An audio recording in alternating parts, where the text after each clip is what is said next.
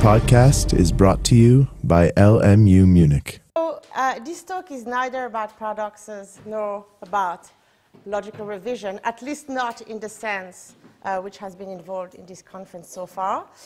The topic is rather about the relation of logic to natural languages, in particular, in particular, the relation of classical logic to natural language. And the upshot is going to be that logic has little to do with natural languages. And the form of the argument is going to be a kind of inference to the best explanation. I'm going to put forward some consideration about some natural language sentences, and I'm going to argue that the best explanation for those observations is that logic has little to do with natural language sentences. So let me first set up the issue a little bit. So a well-known standard problem with classical logic is that it counts natural language sentences such as 1 and 2 as logical truths. So Alice is identical with Alice, and Alice exists. By the way, Alice here is not Alice in Wonderland. She is not fictional. She exists. She lives in Switzerland. She doesn't like cheese, however, oddly, but no. So it's not a fictional character. Okay, so classical logic counts these two sentences as logical truth, and if so, it seems that classical logic is committed to the existence of particular objects. 1 and 2 are committed to the existence of Alice. So that's a standard, well-known objection to classical logic, the objection from existential commitments. So 1 and 2 shouldn't count as logical truth because it isn't a matter of logic that Alice is self-identical or that she exists. And if you think also that logic is a priori, that gives you another way to make the objection. 1 and 2 shouldn't count as a priori. It isn't a priori that Alice is self-identical or that she exists. And so a standard move to address these problems of existential commitment is to move to free logic. So the idea is to give up classical logic and move to free logic.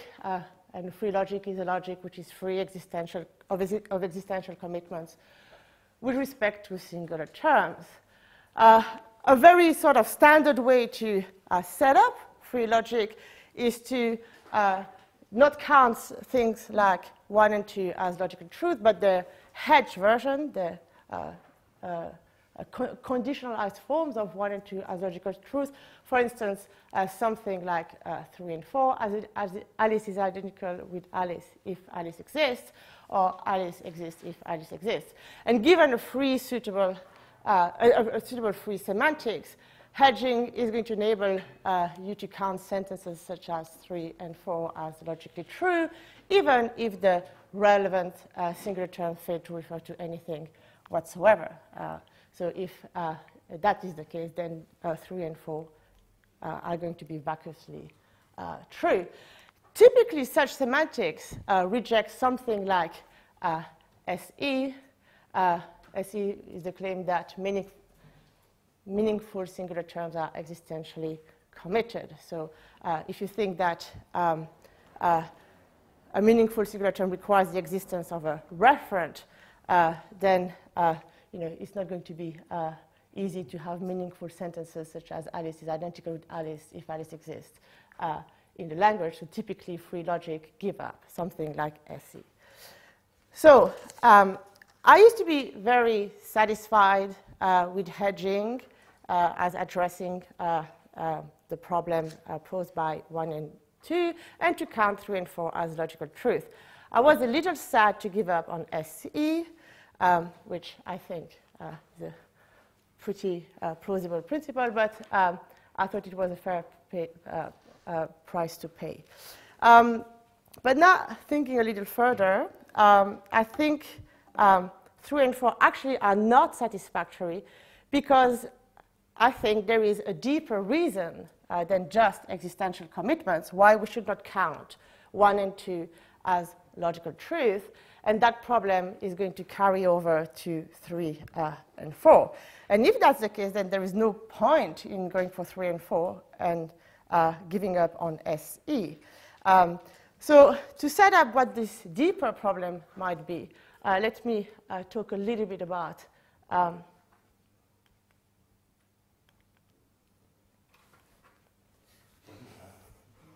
okay. Oh, I switched it off, sorry. Okay. Let me talk a little bit about what I mean by logical truth or more generally logicality. So one standard property which is associated with logical truth or logic is topic neutrality. A sort of very general way to put the idea is that a logical truth is a truth that is true no matter what. And the natural gloss on that idea is to say that a sentence is logically true only if it is true no matter what exists. And if that's your gloss, then you can see why, it's perspicuous why 1 and 2 are not going to count as logical truth. Now there's another, or I think deeper property which is also associated with logical truth or logic more generally. That's the property of generality or formality. So on this idea, a logical truth is a truth that is true because of its logical form. And the logical form of a sentence is determined by the logical constant which occur in it, as well as the pattern of occurrence of its non-logical vocabulary. And the upshot of this conception of logical truth is that any sentence with the same logical form as a logical truth is itself going to be a logical truth. Okay, so I'm interested in this other, this property of generality or formality in this talk.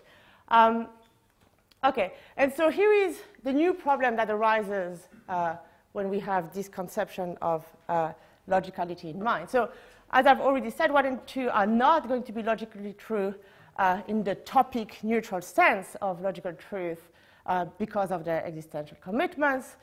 But what I'm interested in finding out is whether they are logical truths in the formal or general sense. And prima facie, it would seem that the answer should be obvious and obviously positive. Any instance of 1, for instance, Alice is identical with Alice, that is, any replacement of one's non-logical vocabulary is going to result in a logical truth. So it's going to be true if we substitute Julien for Alice, and it's going to be even true if we substitute Ole for Alice, etc. Okay. So there seems to be an obvious way in which that sentence should be a logical truth. Now, what I want to do now is show that there is be that as it may, there is a way in which 1 and 2 are not logical truth in this general sense. And really, they are just like sentences such as 5, Alice is happy, which is not a logical truth. And if that's correct, then there seems to be a deeper reason why 1 and 2 aren't logical truths than their existential commitments. And if so, addressing the worry of their logicality by going for free logic is not going to help with that issue. So that's the thought. Okay, so my strategy to sort of argue that there's a sense in which 1 and 2 are not logical truth in the formal sense is going to bring in basic observations and considerations about those sentences concerning first their truth conditions, second their understanding conditions, and third the conditions under which someone can count as being justified in believing or knowing the propositions expressed in 1 and 2. And these considerations, I will suggest, will reveal that there isn't much logical generality to be found in these two sentences. Now, you might sort of be a little puzzled as to why those sorts of considerations would be relevant in or assessing whether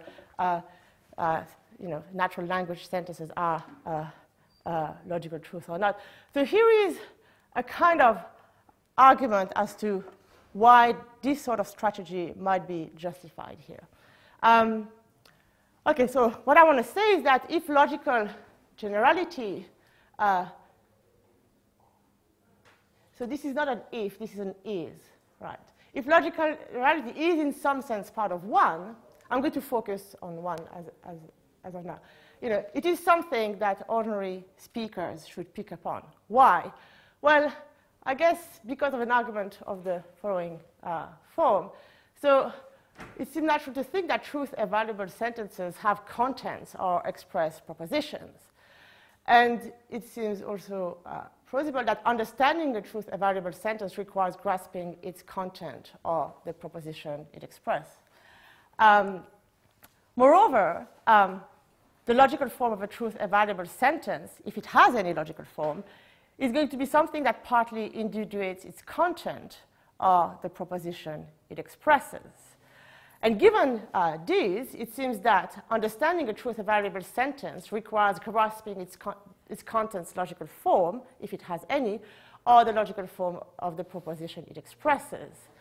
And so that's why we can claim that if these sentences really have anything like exhibit anything like logical generality, this is something that speakers should pick up on at some level.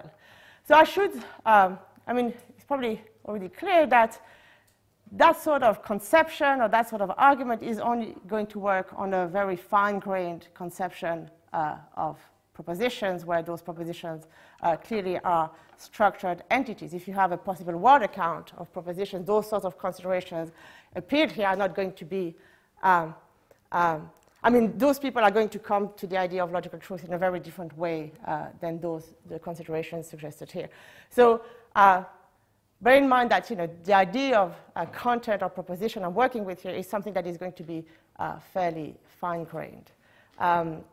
Okay, so what I want to do now with this conception of proposition and with this sort of idea that if in some sense 1 and 2 are logical truths, this is something that speakers should pick upon in some way. What I want to do is go through sort of considerations about truth conditions, conditions on understanding, and conditions on knowledge of sentences such as 1 and 2, to show that actually there is little ground to think that these sentences exhibit any kind of logicality or logical generality. So the first consideration is about truth conditions. That shouldn't be too contentious, at least I hope. So again, focusing on 1. So 1 is a particular truth about Alice, and Alice makes a contribution to its truth conditions. A very sort of basic or natural way to state its truth conditions is as follows. Alice is identical with Alice is true if and only if Alice satisfies the identity relation. Now, a simple statement out of truth condition for 1, as stated here, doesn't allude and need not allude to anything to do with logic or, oh, I'm not good with this, to its generality. Okay, so the way it's stated, it says nothing about logic. This is not to deny that any sentence obtained from 1 by replacing Alice with any other meaningful name would also be true. But still, it seems that from a basic semantic standpoint, you can just, state the truth, state the truth condition for 1 as, a particular present tense sentence about Alice, which, need not allude at all to anything to do with logical generality. So with this sort of basic statement of truth condition, now I want to make the following claims about understanding. What I want to claim is that understanding the alleged logical generality of 1, the fact that it is a logical truth, is neither necessary nor sufficient to count as at all understanding 1. And I take it that this claim is prima facie plausible, given that the content of a sentence is in large part determined by its truth conditions, and given that basic truth conditions for 1 need not allude to logical generality. Thus, it's natural to think that its content need not register any logical generality either. Okay, so what I want to say is, so far, the basic truth conditions for 1 don't need to allude to the fact that it's a logical truth. And what I want to show now is that in order to understand one, to count as understanding one, is neither necessary nor sufficient to understand it as a logical truth. I'm going to take the necessity and sufficiency claim in turn, and I'm going to start with the sufficiency claim. So here's what I think is a fairly common line of thought about one. Understanding a sentence like one Alice is identical with Alice merely requires understanding the identity sign and register the fact that one has a certain form, such that any sentence of that form would be a truth. And you know, that conception of understanding one is sort of underpinned with this idea that, you know, a sentence such as one doesn't express anything beyond the fact that every sentence of the same form is a truth. It isn't really about Alice. It doesn't really say something substantive, which is about Alice. And so the fact that one contains the singular term Alice is in some sense irrelevant to its truth. Now, so if that's the case, then it seems that, you know, we should understand understanding one, you know, is really about understanding that it is a logical truth. I mean, that's not going to be correct as an account of understanding one. I mean, consider two other instances. So 6, Hugo is identical with Hugo. Hugo also is non-fictional. It's a real person who lives in Switzerland and likes cheese. So from a sort of the standpoint of, you know, truth conditions, again, it seems that, you know, Hugo is identical with Hugo is going to have different truth conditions from one, and so it's not going to be in any way synonymous with one. It seems that the natural thing to say about these two sentences is that they express different propositions. So if they express different propositions, then there must be something different involved in understanding one, which is involved in understanding 6, and so understanding one can't be just about understanding that it has a certain logical form or a certain pattern. And obviously, you know, with empty names, the case is even more salient.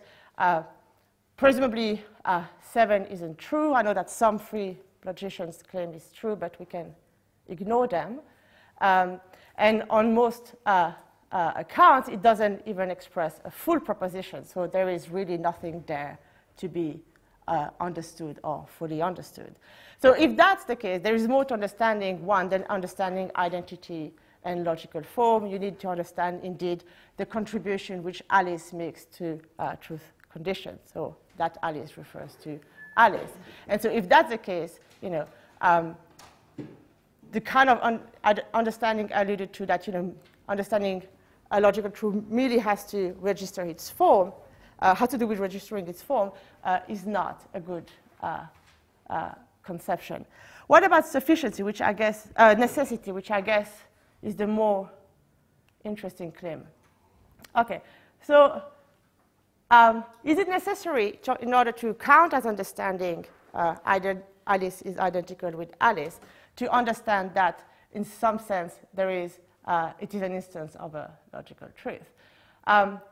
So the basic thought here is that, you know, understanding of one prima facie at least doesn't require the more complicated conceptual apparatus involved in recognizing logical generality, even if, you know, that doesn't quite involve having concepts such as true because of form, or, you know, every instance of the same sentence being true or something like that, but maybe it's merely some vague feeling or impression that, you know, there is something like logical generality which is sort of nearby or in the vicinity. So the question is it required to understand one to, you know, grasp something like that? Okay. So I want to put forward 3 considerations suggesting that it is not necessary at all to have any grasp of logical generality in order to count as understanding one. So one sort of, you know,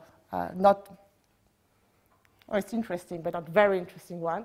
So if, you know, you can worry that, you know, if basic understanding requires understanding logical generality, then it's going to be a bit too demanding. So what are you going to do with, young adults or children who seem to, who perhaps count as understanding sentences such as Alice is identical with Alice, but, perhaps, have no sense that, these sentences have anything to do with logic. So the one worry is that, it's going to be a little bit too demanding. A more sort of interesting idea concerns the fact that it seems that you can actually, understand these sentences, even if you are a fully competent speaker or completely aware that, one is an instance of a logical truth. You could understand Alice is identical with Alice as not at all being a logical truth. So here I want to borrow an idea from Timothy Williamson. The idea that you can take one, Alice is identical with Alice, at face value. So it's an idea that he sort of talks about in the philosophy of philosophy. The context is slightly different. He's interested there in sort of, is discussing the question of whether philosophical questions can be taken as questions that are not about concepts or not about, not metalinguistic in some way or other. But I want to sort of use his idea to talk about logical truth and whether we should recognize that something is a logical truth when we understand it. So here is the example that he uses. So suppose we are, consider the question, was Mars always either dry or not dry?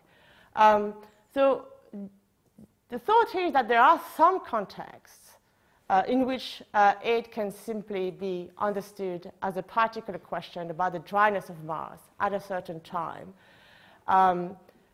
And when you understand that question like that, it is taken in its concrete form, not at all as a metalinguistic or meta-conceptual question about the words occurring in that sentence or the concepts that are occurring in the proposition it expresses.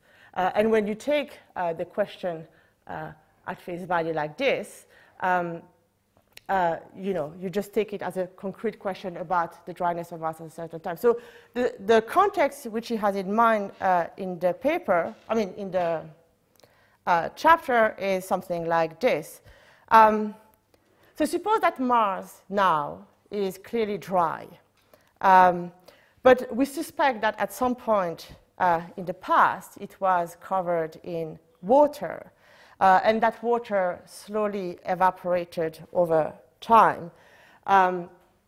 So presumably, there was some times in which Mars was neither clearly dry nor clearly not dry.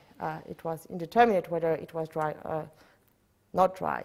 Now, we have no idea how to investigate exactly the issue of whether at that time Mars was either dry or not dry. But it would be nice to know, because we're interested in the history of Mars, whether it was ever the case that Mars was always either dry or not dry.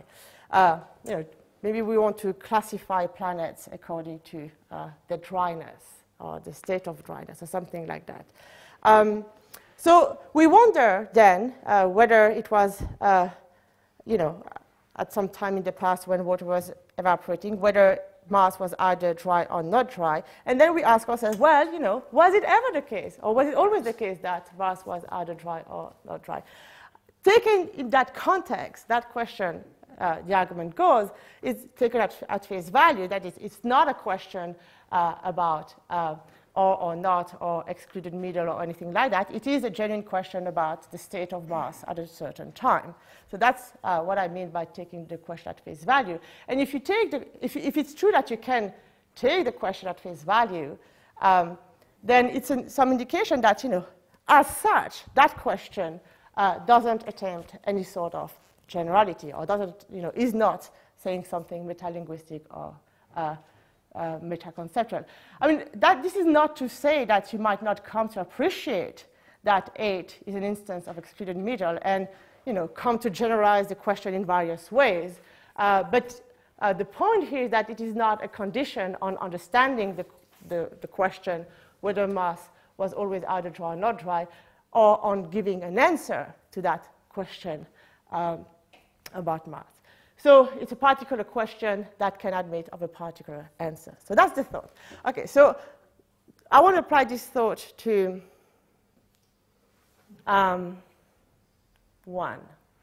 So what I want to say is that, well, I mean, 1, 2 can be taken at face value in some context. I mean, it is, you know, when it's considered in its concrete form as a statement about the identity of Alice at a certain time. And as such, it doesn't attempt any kind of generality.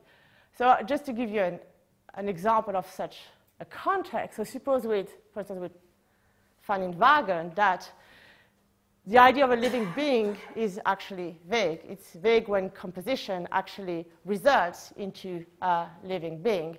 And suppose that we are expecting the composition of 2 living beings, call them Al and Ice, to result in a human being anytime now. And we already decided that we are going to call this new being Alice. If you're a bit worried about the fact that it's a case about the future, you can suppose that we're sort of retroactively wondering whether at a certain time, you know, Alice was already a living being. Okay, so in that context where we're sort of, you know, wondering whether, you know, the getting together of Al and Ice, you know, already form a human being, it seems, you know, absolutely fine to ask questions such as, does Alice exist yet, or is Alice identical with Alice yet? And those questions are really questions about, you know, concrete particular questions about, you know, when or if we have yet gotten hold of a human being or not in this particular context. So these questions can be taken at face value as particular questions about Alice, and they admit of particular answers about Alice. And if that's the case, that means that, you know, there is a basic understanding of these questions which need not involve anything about logical generality or logical form. So that's one thought. Now, if it's true that, you know, these sort of instances of logical truth can be understood in those ways without, you know, any appreciation that logical generality is in the vicinity, that's, you know, presumably going to carry over other kinds of logical truth, you know, and is going to carry over conditionals such as 11, it's raining if it's raining.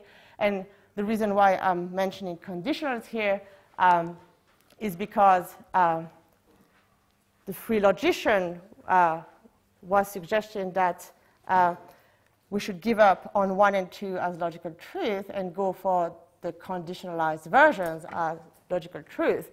But if those conditionalized versions or hedge versions of 1 and 2 are not, you know, are not, in the sense discussed here, you know, logically general either, then, you know, from that standpoint, from the standpoint of logical generality, there is no more reason to count them as logical truth than there is to count 1 and 2 as logical truth.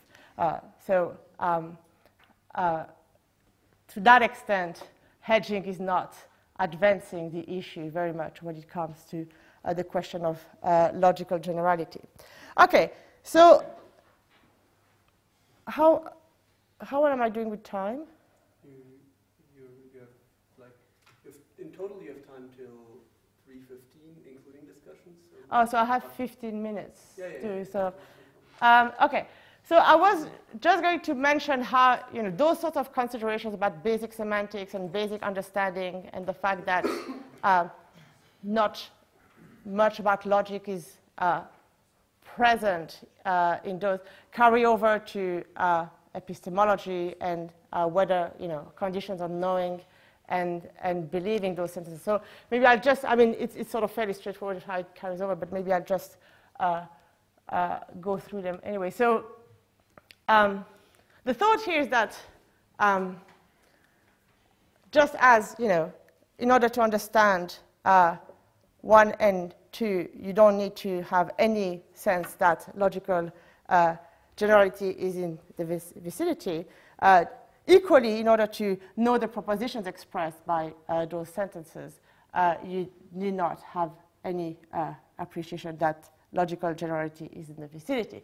So if you look at the sufficiency claim, so your justification, I mean, drawing from considerations I already put forward for understanding, your justification for believing the proposition is 1 cannot derive purely from the fact that you recognize that it has a certain form such that no matter which object also was belief were about, that belief would be true. Because as I've argued earlier, since the proposition believed is a particular proposition about Alice, if this sort of justification were enough, you would be justified in believing, for instance, 7 in exactly the same way. But arguably, there is nothing to be believed. 7 was the case of Vulcan is identical with Vulcan. And I guess, if you can bring in the same worry with a priority. If you think that logic is a priori, then it seems that given that the proposition expressed in 1 is about Alice, then there is no way in which the proposition expressed in 1 is going to be a priori, because the existence of Alice is in some way going to be part of your justification for believing that proposition, and that part of your justification presumably is going to be empirical. And concerning the necessity claim, that's also just going to carry over from the considerations about understanding. Your justification for believing 1 need not concern the fact that any belief of the same form would be true. Just as you can understand 1 in its concrete form or take it at face value, it can be known on purely particular grounds. And so your justification for your belief that Alice is identical with Alice could just be about Alice's identity. And again, if you don't have any appreciation that generality is in the vicinity, you could count as knowing the proposition in 1.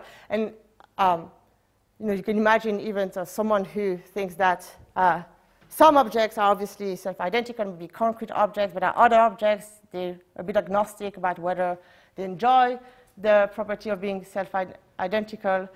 So you could imagine that someone is convinced on a case-by-case basis about the identity of certain objects, but they're not at all willing to generalize their beliefs about all objects being self-identical.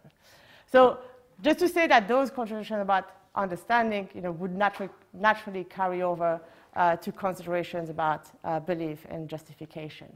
Okay, so that bit of a discussion. So that's kind of some considerations I wanted to put forward. That's it to suggest that there is very little as far as basic semantic considerations and considerations on understanding. That suggests that sentences like 1 and 2 are logical truth. And indeed, it seems that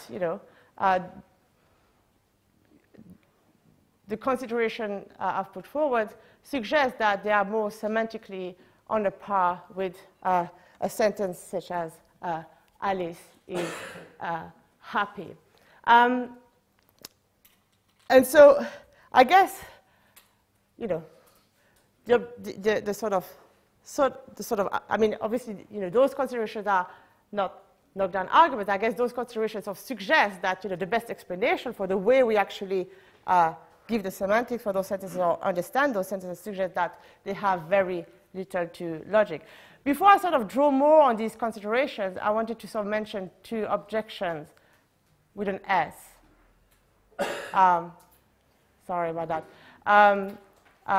On my way of understanding what's going on with sentences 1 and 2. I mean, I'm focusing on 1 here. So, okay. So one objection, we say that this way of stating the semantics of 1, the basic truth condition story, which I've given you before, doesn't correctly take into account the crucial presence of the identity sign. So I haven't done justice that this sentence contains the identity sign. And that sort of imposes constraints perhaps on what it takes to understand the sentence. The other is that the way of stating the semantics which I have used does not correctly take into account the crucial coordinated occurrences of the name Alice, so the fact that the name Alice occurs twice. And so I guess the thought behind these two objections would be that once these two facts are taken into account, or either of these two facts are taken into account, the generality of, or the logical generality of one would become more salient. So I've just simply not done justice to some things that are actually embedded in the truth conditions. So something you might want to argue is that to understand that Alice is identical with Alice, it is required to know another sentence. It is required to know that everything is self-identical.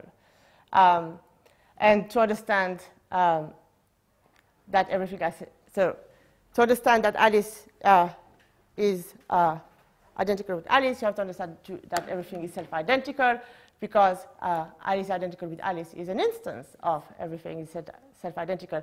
And in particular, you have to understand that everything is self-identical, because that's, part of what it is to understand what identical means. So you don't understand what it is, what identity means, if you don't understand that everything is self-identical.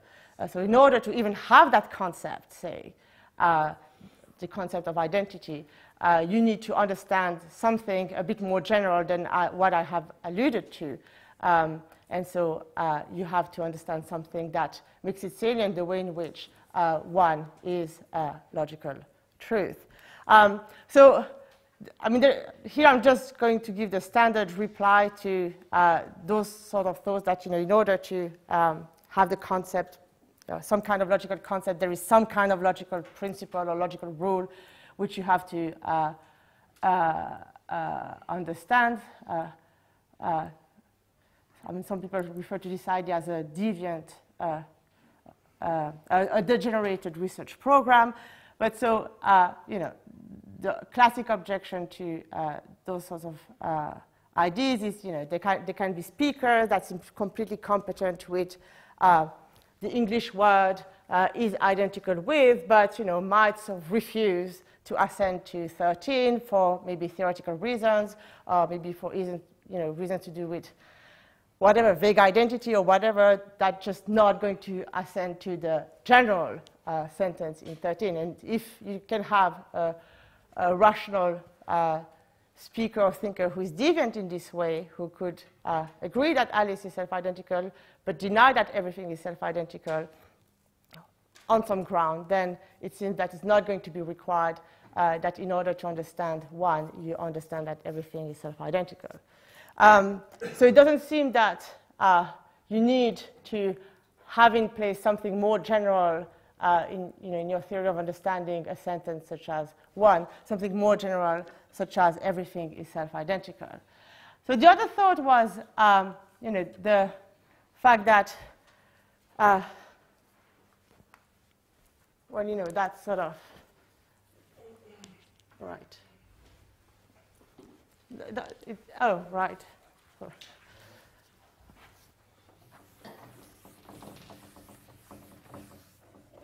So, oh, sorry.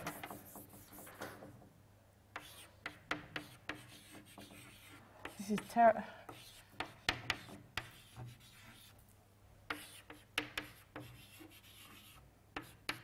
Can you read that? 0, 0, 0 is identical with Charlie.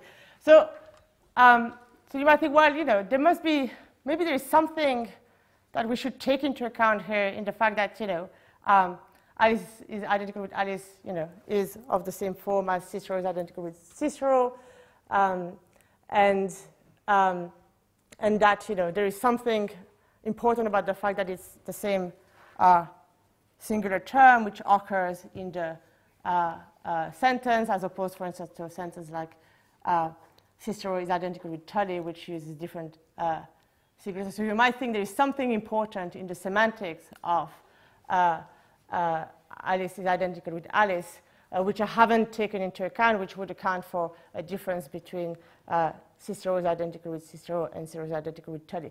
So this is an idea which Kit Fine has put forward, that in a sentence such as 1 or such as C0 is identical with C0, we have two, not just two occurrences of the same name, but two occurrences which are what, as he says, strictly co-referential.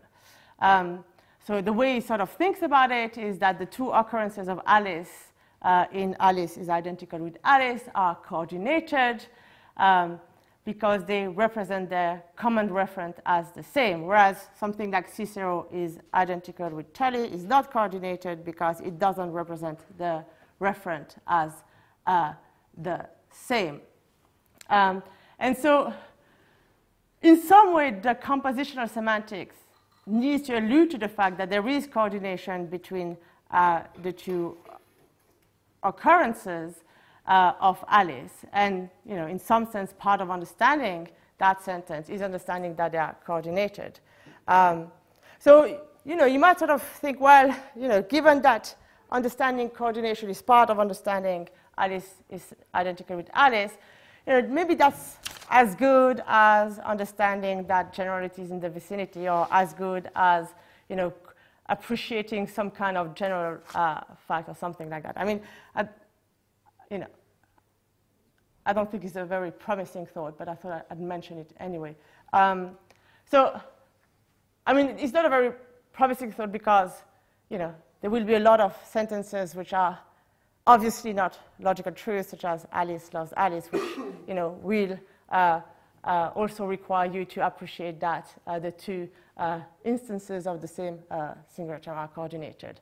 And so there isn't really anything in coordination that connects up naturally with logic.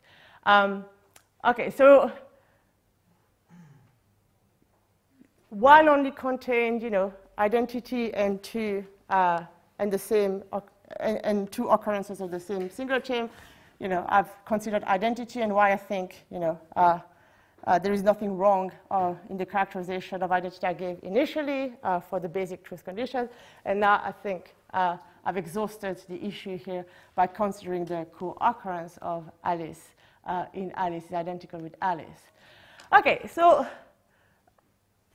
these are a lot of sort of considerations which are not a knockdown argument for anything, but what we seem to be having here, in light of these considerations, is what I call an oddity. To another audience, I would have called it a paradox, but I guess it's just I've settled for oddity. So as I said in the beginning, there's a clear sense in which one is a logical truth, given its logical form, any substitution of Alice with a meaningful proper name results in a truth. But I think that what these considerations adduce to is that there is another sense in which it's not at all a logical truth, because you can state these conditions on truth and understanding, as well as knowing the proposition expresses without ever alluding to logical generality. So it says that nowhere really, you need to ever appeal to the fact that it's logical to capture, what understanding and these sentences is about. And so, I take it there's a tension here between these two thoughts. You could just say, well, forget about natural language and speakers and, who cares about these things? But then, it's a bit odd that if these things really are logical truths, it's not going to be picked up somehow or show up somewhere in our own accounts of these sentences and their understanding. And there's another sense where, if you give up on them being logical truth and go for the sort of way of setting up things which I've chosen, then it seems a bit sort of that we're sort of missing out on an important property of these sentences, even if that property is not at all picked up need not be at all picked up by average speakers. So I'm going to go to pick to pick the option of saying that they are not logical truth. And I thought one way in which you could convince yourself of that is maybe by invoking a kind of Quinian thought. The thought is that, once we start sort of thinking of one as a logical truth and sort of thinking, oh, yeah, well, every instance of that truth is also going to be a truth, we've already sort of started regimenting. So once you start thinking in those terms, you're already sort of projecting some kind of apparatus onto the natural language sentence. And an apparatus, which, as Quine has often argues, is to a large extent theory-driven and interest-relative. So from that standpoint, from the sort of Quinian standpoint, the original natural language sentence is not true because of its logical form at all. Logical form is just something we projected onto it. So one in its innocent original state, as it were, is not at all a logical truth. So that's a thought which I like. I think there is a problem with this thought, which, to finish, I just want to highlight. So it's kind of a new problem. So there is, okay, here I have a quote. Maybe I'll skip the quote. Okay. So here is what seems to be the orthodoxy when people talk about logic. So the orthodoxy seems to be that the only things that are really logical truth are the concrete interpreted sentences, for instance, the sentences of natural languages. The sentences which you find in formal languages, for instance, the relevant sentence here would be 15. These are just schemata. They are not fully interpreted sentences which are capable of truth and falsity. They are just not fully interpreted. And we regard things like 15 as true only insofar as we regard concrete instances as logical truth. Indeed, the only point of having things like 15 is just to record the fact that there are interpreted sentences which are logical truth. So the problem is that, so that seems to be like the orthodoxy. And I got the sense that this is what was in play here. So the problem is that if one, Alice is identical with Alice, is not a logical truth because of the considerations I've put forward, and if 15 is not a logical truth because it's a schema, then you might wonder, well, where are the logical truths? They are nowhere to be found. So I guess if we sort of give up on sort of thinking that there are indeed logical truths in natural languages, then maybe we should sort of revise this idea that sentences such as 15 are schema and rather sort of treat them as the logical truth, which we sort of then project on the natural language sentences which are not logical truth, and treat things like 15, that is the sentences of the formal languages, as fully interpreted sentences. Okay, so sorry I went on for too long. So just to conclude, I think that existential commitment is a superficial problem for the reasons I've explained, and that hedging is a superficial solution to this superficial problem. And the deep problem concerns the extent to which we can talk about logical generality when it comes to sentences of natural language. And if, there is a sense in which, there isn't much logic to be found in natural language, then going for free logic is not going to address any interesting problem there. And so as far as that problem is concerned, there is no threat to classical logic. And I take it, as far as the considerations in the talk are concerned, the really interesting questions about logicality concern sentences such as 15. Thank you.